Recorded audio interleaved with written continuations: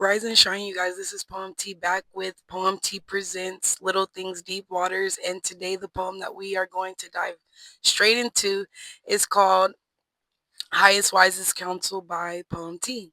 So, I'm going to read it for you guys, and then I am going to break down each line. Witchcraft and trickery isn't everything what it seems to be. Temptation brought by the devil is something that really gets to me. The illusion we believe to be blasphemy is, oh, the illusion we believe to be reality is really blasphemy. Pray for me, try for me, change for me. So when I go to heaven, you have a seat next to me. Our sins can be forgiven, but first we have to change within. These were tests that were supposed to be given, but it's our job to figure out how to win. My Lord, keep me protected when the devil is disguised as a friend, and forever lead me through my journey despite who I might lose in the wind. Continue to send me my ancestors and guardian angels. Continue to use me as one of your favorite vessels. Keep speaking to me because you are the wisest, highest counsel. Once I put you at the center of my life, my thoughts got less doubtful. Okay, I messed up with the wisest, highest counsel. It's highest, wisest counsel, but we'll go back over that part anyways. So, you guys, when I wrote this, I didn't have the best relationship with God. I was trying to find my relationship with God. I was trying to refine it. I was trying to find, I was trying to get to know who God was. And also, in the midst of finding out who God was, I felt like I had a good chance of going to heaven. I know I am going to heaven. And at this time, I've always been a person that is always thinking of others and love others. And at this time, I had attachment issues, and not even just that, like the ones I love, I want to see in heaven too. You feel me? So this was not just instructions I felt like to myself, but also those around me. And a statement that just needed to be said out loud on who I was choosing and my mindset of where I stand, because at this time I was straggling the fence, I was lukewarm, I was a backslider. So even not even knowing I was a backslider, this is when I started finding out about being a backslider, and I found myself on the back end of backsliding in that. So let's get into it. And also, like I said, certain parts I was writing because I was thinking about my loved ones, especially my ex-partner. I knew we were living heavily in sin, in him more so than I was.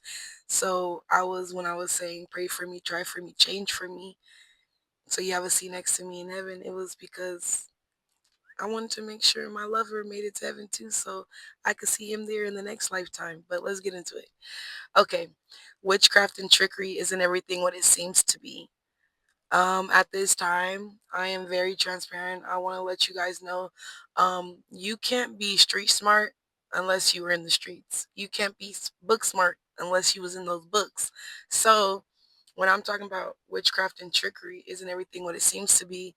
Because on the outside looking in, you'll think like, oh, it's bad, it's this, it's that, or even the opposite is, oh, it's this, just looking at it. Or horoscope and zodiacs is just this, if you ain't never really took a deep dive and actually been in it to see what it truly is. And when I wrote this, I did find myself dealing and dabbling with tarot card reading and doing things of the other spiritual world. And I noticed that um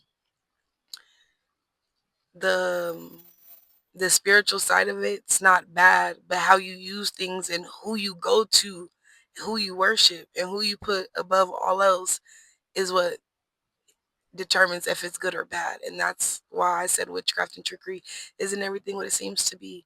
And then I said temptation brought by the devil is something that really gets to me, because at the end of the day, you catch more flies with honey, and the devil knows that if they are disguised as a friend, as a lover, as somebody that you can't live without, you're more easily influenced to make wrong decisions. You're more blinded, you're more clouded. Your mind is more cloudy because of that prize or that shiny thing in front of you that you don't see what they're holding behind their backs. So that's what I meant by that. Then the illusion we believe to be reality is really blasphemy.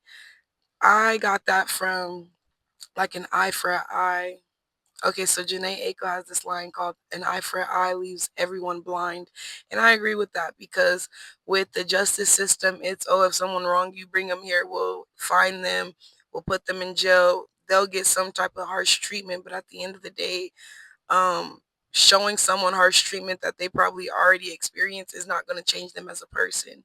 So why don't we change things with love? But at the end of the day, the whole way the society is being operated, with how life has been going on the past 100, 200, 400 years, even with slavery, like this reality is really blasphemy, baby. We got to get away from it because it's built on a lie.